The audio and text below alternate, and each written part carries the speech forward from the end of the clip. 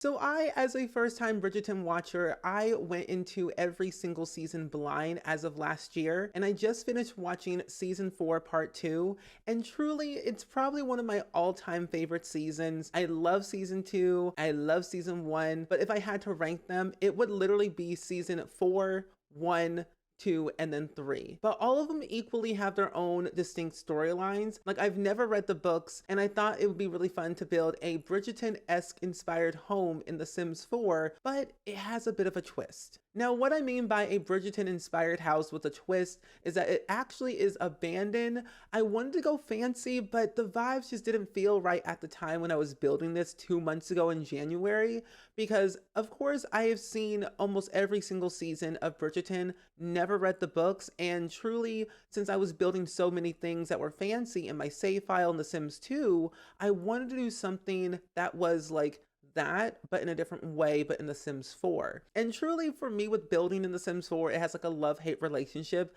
I love this game for what it brings for like all the build and buy items and base game and all the other packs. And it's a little bit difficult sometimes with like roofing and then layouts and like stairs and things like that. And what's so annoying is that I built this before the base game update we had and also before Royalty and Legacy. So I'm not really using anything from Royalty and Legacy, and I don't have the flared stairs, and I didn't even know the flared stairs were coming to like base game at first. So I'm like, okay, I'm gonna wait. And I'm like, no, I want to get it done and get it out the way so I don't have to worry about it ever again. But I can build another one very, very soon. But I truly had the best time building this because I don't really do a lot of big lots because they scare me of like the general size and all this room. Mostly it's the empty space that I get a little bit too worried of like, do I need to add something here? Do I leave it empty? Like I just don't really know what to do. So I tend to do a lot of like smaller builds or like suburban houses or family homes that feel like they're big, but they're rather small on the inside. But I really wanted to have a go at something that was a little bit scary. And I told myself this year in 2026 and even in 2025, and now that I'm like 30, I've been wanting to do things that scare me, whether it's like doing a big Sims build or trying to experiment with different video ideas, whether it's Sims or not, or just trying out new stuff in my day-to-day personal life, acting, writing books, writing short form scripts for like films and TV.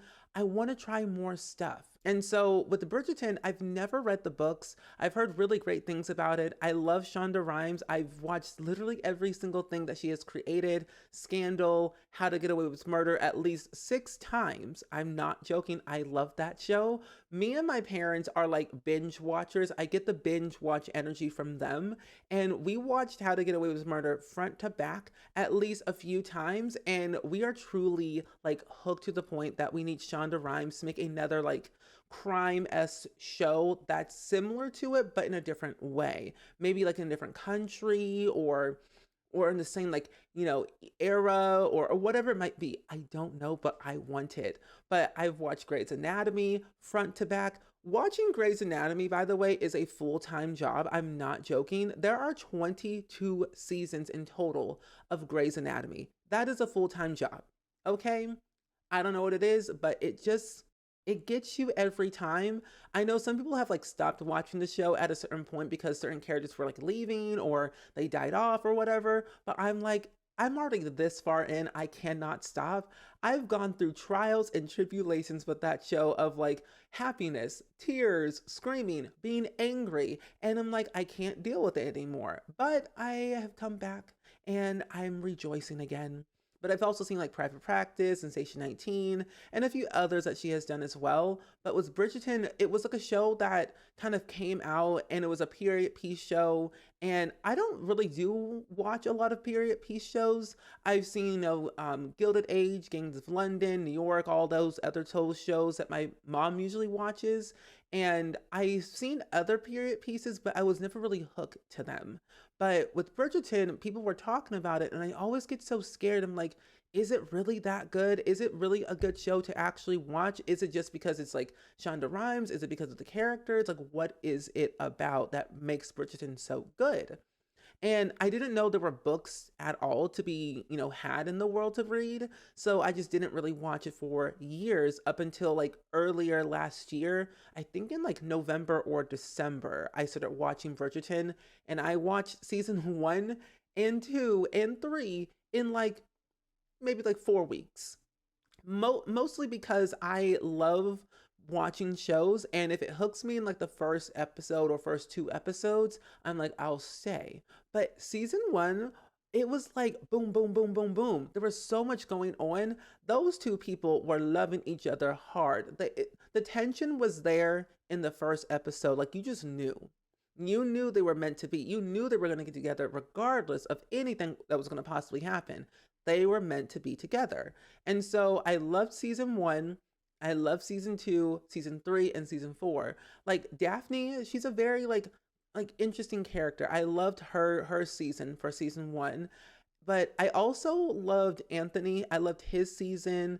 I also love Benedict's season. That was a very like that was the most recent season. Like, it was like about of highs and lows. And then Colin's season with Penelope, that was really good. I did like how they were mostly like just friends, and they were like neighbors, so they got along, they knew each other very well. And then eventually they were like, let's have a relationship. But there were a lot of highs and a lot of lows in that one season, because so many were coming in and coming out, and there was like Lady Whistledown, and there was a lot of drama and a lot of gossip. And I was told by my friend Momo to watch Queen Charlotte between, I believe, season two and season three. And so I was like, okay, I'll watch Queen Charlotte. Had no idea what was going to happen. I thought it was just like a little side, piece of the current Queen Charlotte in Bridgerton.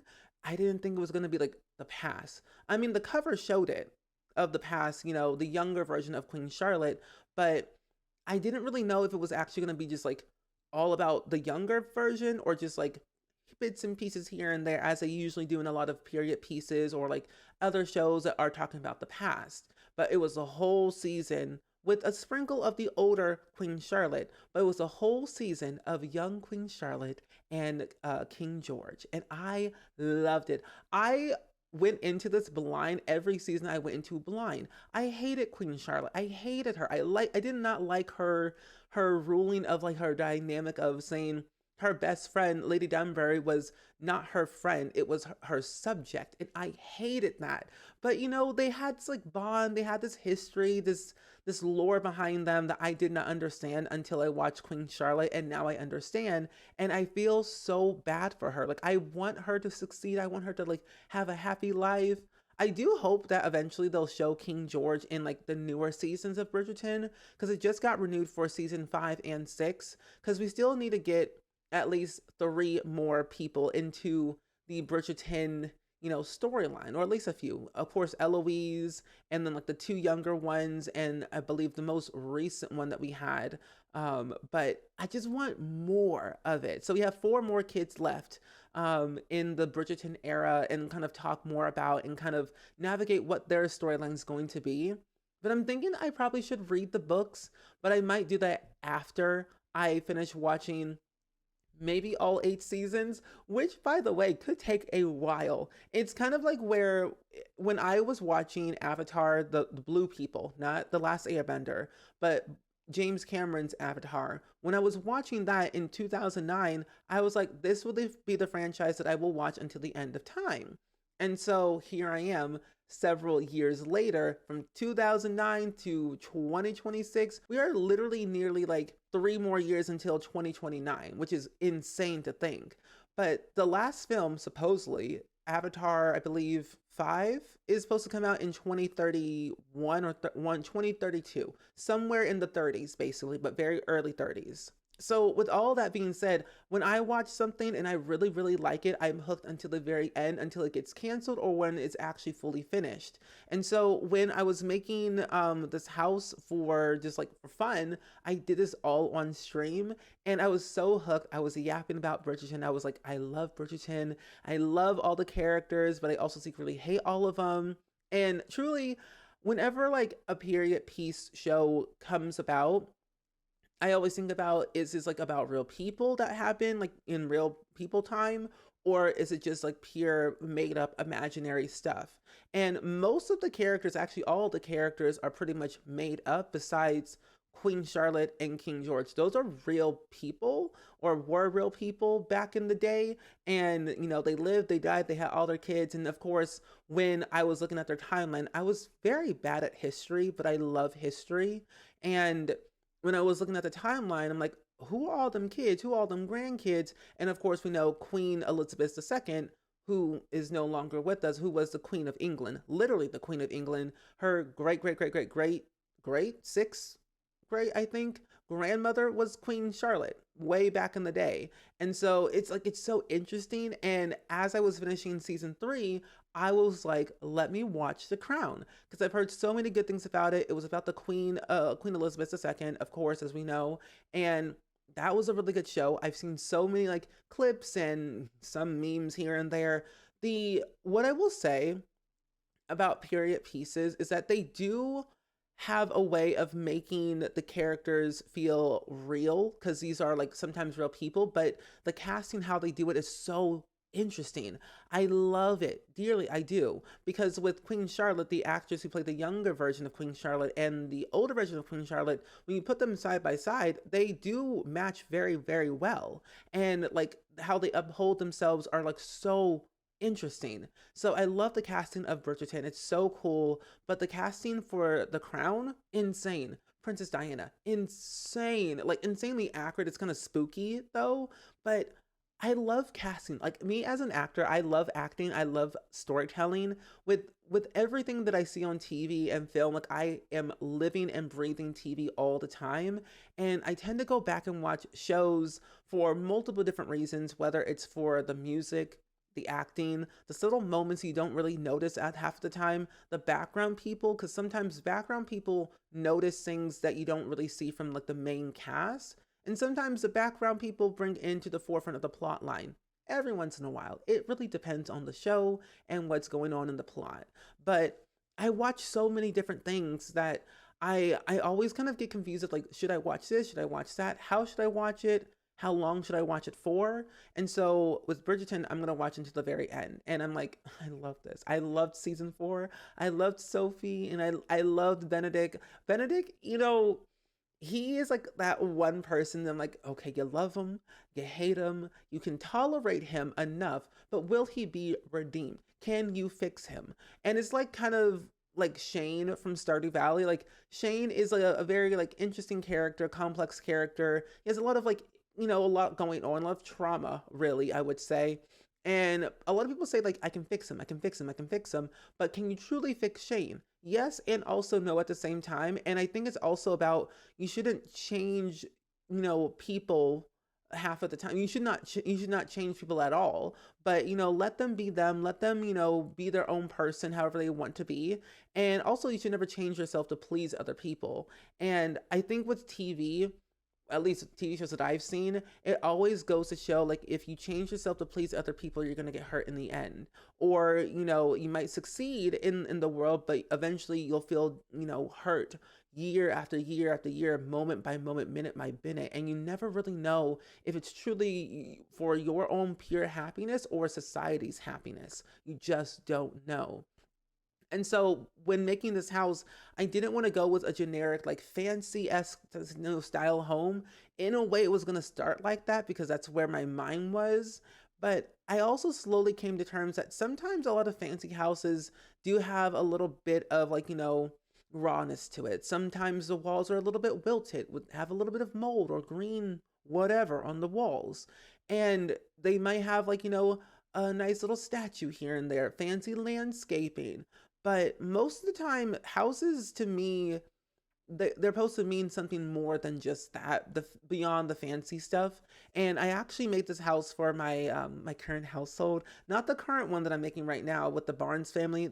Even though they're semi-royalty, they're not that royalty. But my Sim family, the O'Connors, I talk about them all the time. I need to update you all so bad. Like very quickly, I need to update you all because Aspen Marie O'Connor, like I've said many, many times in different videos here and there, is that she had her last and fourth child. And, Jack Collins, her now found husband, they had a nice little wedding. It was very small and very intimate because I was going back and forth in my own brain. I was fighting myself, thinking, do I want them to have a big, lavish wedding? And with everything that's going on right now, with her father's court battle case going on, which is really stressing her out, by the way, and stressing me out because I have to plan all that stuff. No one else gets to see this family as much as I do, but I'm the one actively planning sometimes the arguments that I want to plan out, sometimes all the little random court battles, little side things that might happen. Like I just do too much. I add too much to my plate for my own Sims lives, even though it's for like a 2 second thing. I want to make a big thing out of it. But I thought about, do they want a big wedding? No. And it was kind of coming to the terms that she was having her last child and she had her last child. And I'm thinking, okay, no big wedding. Let's just make it very small and very easy. And they actually did it in their backyard of their new home in San Sequoia. And I'm really happy that they did that because it was amongst people that they cared about. Mostly Aspen's, family friends, and her father didn't really show up because he was just not there. But I will say she had her family friends there. She had some of her college friends. One high school friend she had actually knew, Sophie. I think her name was Sophie Zest. She's actually married to Johnny Zest in my game. It was through all story progression where the Sims were like, let's move Sophie Bjornsson away from Windenburg to like a random place that we don't know. And she's somehow ended up having, I think, 3 kids with Johnny Zest, and it made sense in my mind. So I was like, let's just, make it a thing. Let's like tie them in. Apparently, Sophie Zest actually was working at the hospital when Aspen was working there, and they kind of like hit it off very quickly, becoming best friends forever. And she was the one that delivered literally all of her kids, Winston, Leanna, and Angus, and then also the last kid that I can't remember the name of that baby. I swear for the life of me, I cannot remember. But I truly am just having the most fun.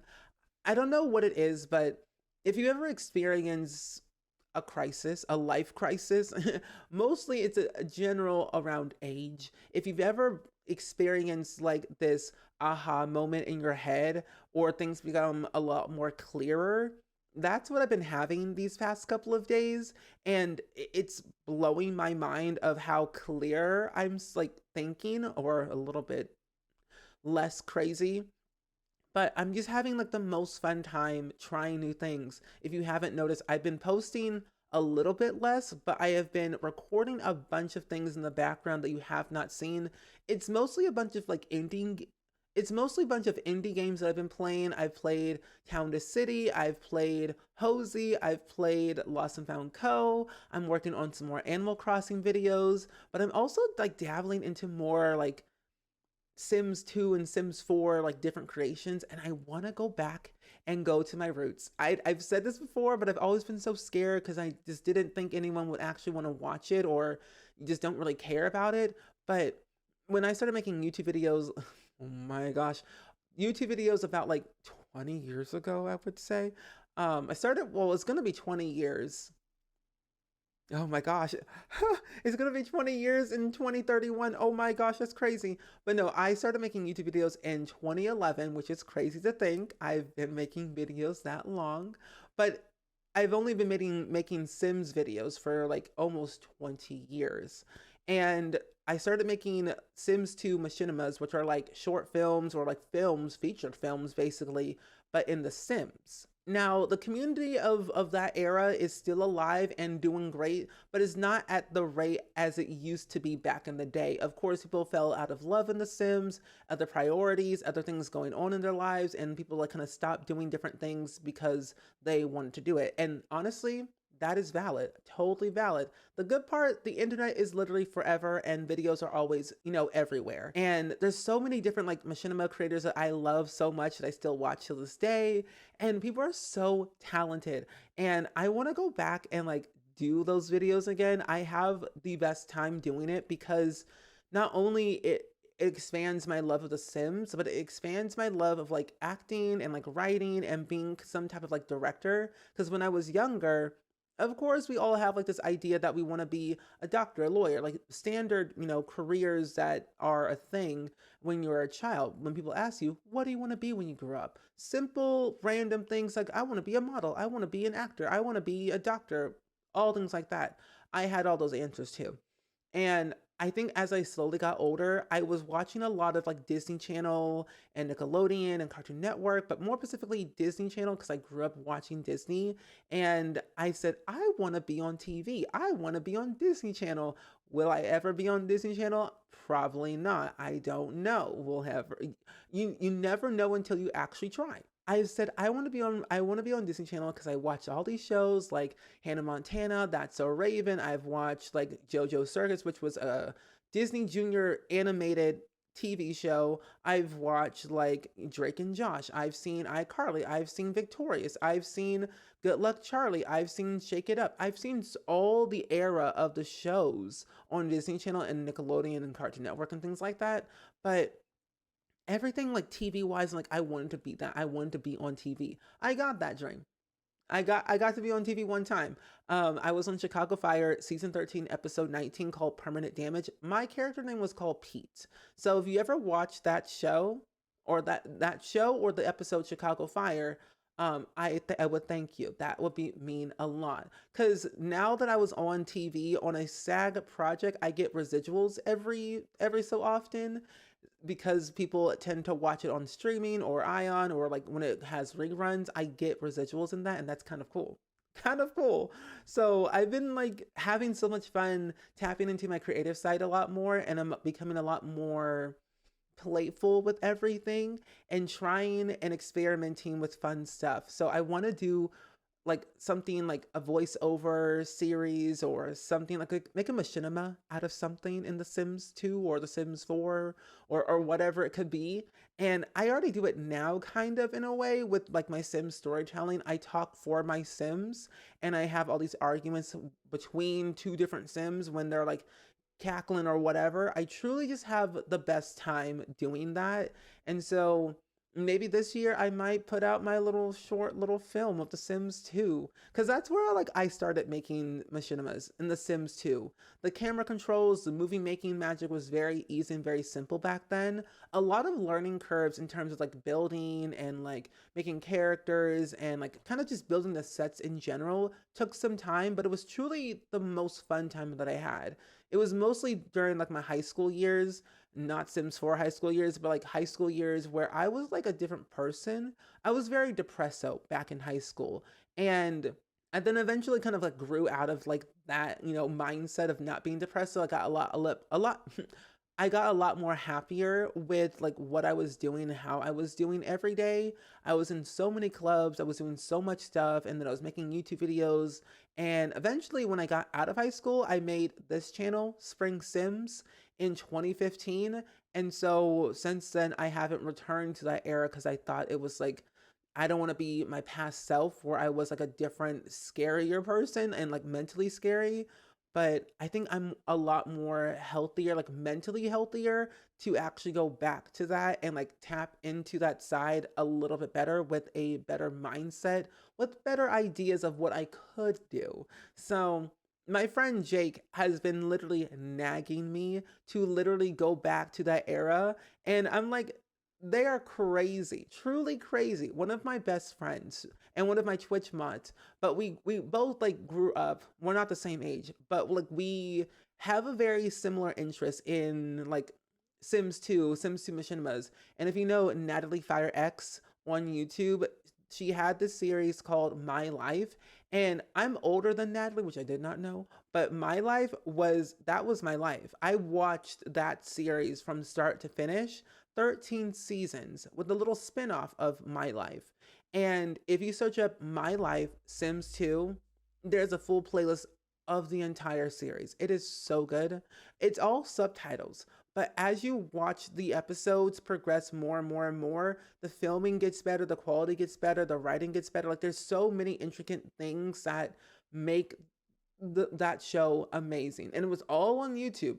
The era of the YouTube era in Sims 2 for machinimas was absolutely stellar. Either way, I think what I'm gonna go ahead and do is actually go into the game into The Sims 4 and show you all the build in real time, because that way you can see what I've done because I've cut out a lot of things. This build took me 8 hours to build. So I want to definitely kind of show everything and talk a little bit more about the build because I didn't talk about the build in the speed build portion. Like, looking at this build right now makes me so happy, mainly because it's something that I was really passionate about at the time. And I also love Bridgerton, and I also love landscaping. I really wanted to make the exterior look very lavish and exciting, was full of life and plants. And you know me and plants, ride or dies, will stick it to the very end. So I wanted to make sure the landscaping was fully fleshed out, at least enough in the front area and also in the back, but I also didn't want to overdo it too much. So I added in a bunch of like ivy to the wall, so that way it looks like it's overgrowing and kind of like abandoned, which was the whole idea in the end, to make it look abandoned, but yet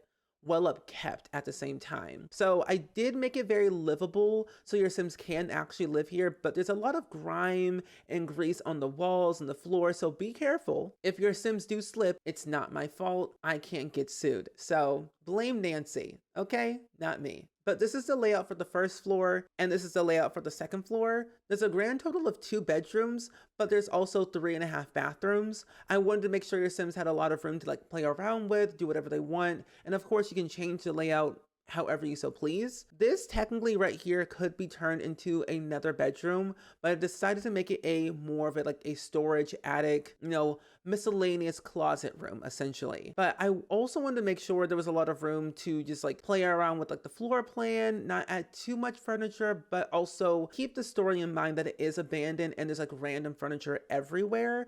But I usually place down objects for a reason and not for like willy-nilly stuff, if that makes sense. But of course, it is what it is. And throughout this build, I did not use any of the like Royalty and Legacy expansion pack because I built this before it came out. But I also wanted to make sure I included almost every pack that I had to my disposal, minus like 4 or 5 packs that I don't even own anymore. But I did include a lot of like grime and grease along the walls from like Vampires, Strangerville, and a few other packs that we have, like these little grimes for the wall. And I also included some collages, just in case if your Sims want to move here for whatever reason, they can add their photos to the wall and they can display them near the stairs. And now that the game has fully updated with the base game update with the stairs, I decided to go ahead and turn off the right railing and the left railing for these 2 stairs, but I'm gonna actually flare them by holding down my shift button on my keyboard so I can flare only one side. And I'm gonna re-upload this to the gallery so that way it has like a few of the updates that I'm gonna add to this build while I'm touring it for you all. Leading to the living room, which is my favorite room in the house. I thought also including a bunch of the keepsake boxes from Growing Together made sense, because every keepsake box you can include things in there, and since technically everything is heirloom eligible, you can pass down these keepsake boxes to other Sims within your household. And normally, because of like life and death, you can only have up to 5 things per Sim in your Sim's will until you actually complete a certain rank in your soul's journey. Then you can add more stuff. But I honestly recommend Growing Together keepsake boxes. Add as many things you can, make the keepsake box an heirloom, add it to your will, pass it down, and then all the items in that keepsake box will remain intact until your Sim opens it up or sells it, whatever it might be. But truly, one of the best things we ever had since Growing Together and since Life and Death. But this living room, I wanted to make it very, simple, very easy. So I added in like some easels. I've also added some cross stitching, some regular knitting, the decorated box for, the holidays, a nice little microphone, and of course, a nice little piano and chessboard and globe bar as always. And of course, you cannot go wrong of having a globe bar with a nice little big old house. You need to have a butler's quarters.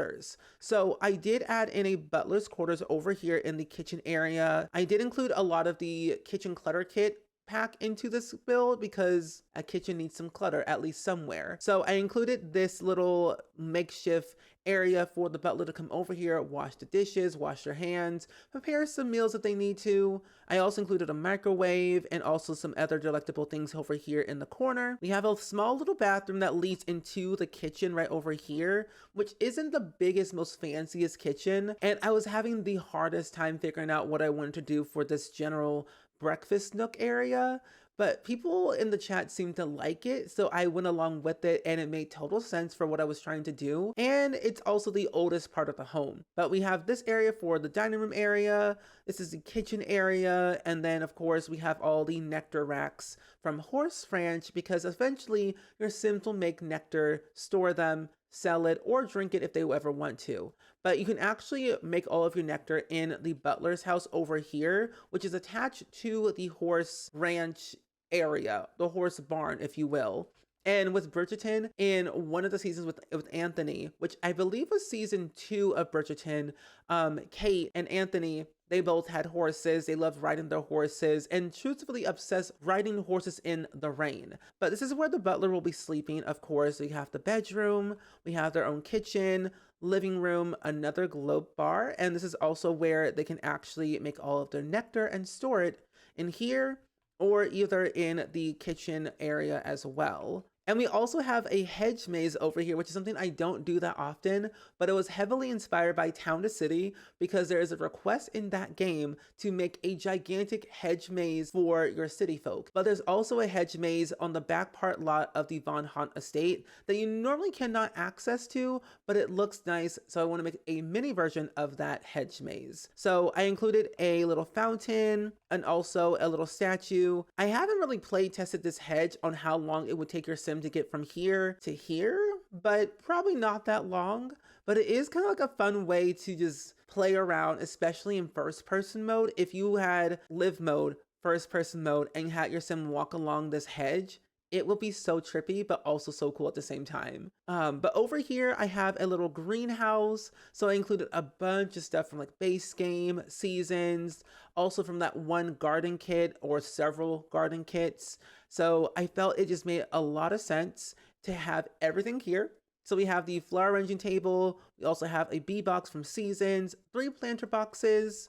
We also have some nice little tables from the farm to table kit, and I believe also another little fountain right over here. Now, this is the main bedroom over here, and I didn't want to make it too big or too lavish because this house is abandoned and it was not a part of a rich family lineage anyway. So the O'Connors are like rich, but like not that rich, if that makes sense. Her mother, Aspen Marie O'Connor's mother, Aspen Diane O'Connor, her parents, mostly her grandparents, lived here. So this is actually within the family, but they don't own it anymore because due to financial and legal reasons, they lost the home because of Royce O'Connor in that court battle that I literally hate that sim. I want to literally chuck him into a river. But you know what? It is what it is. You can hate a sim all you want, but you love them dearly for what they're doing for right now to better their lives. Or at least we hope they'll better their lives eventually. But this is where the main bedroom will be. We also have a little mini closet over here. We have the main bathroom, a lot of mud stains, of course. In the hallway, I was struggling of trying to figure out how I was gonna lay this out,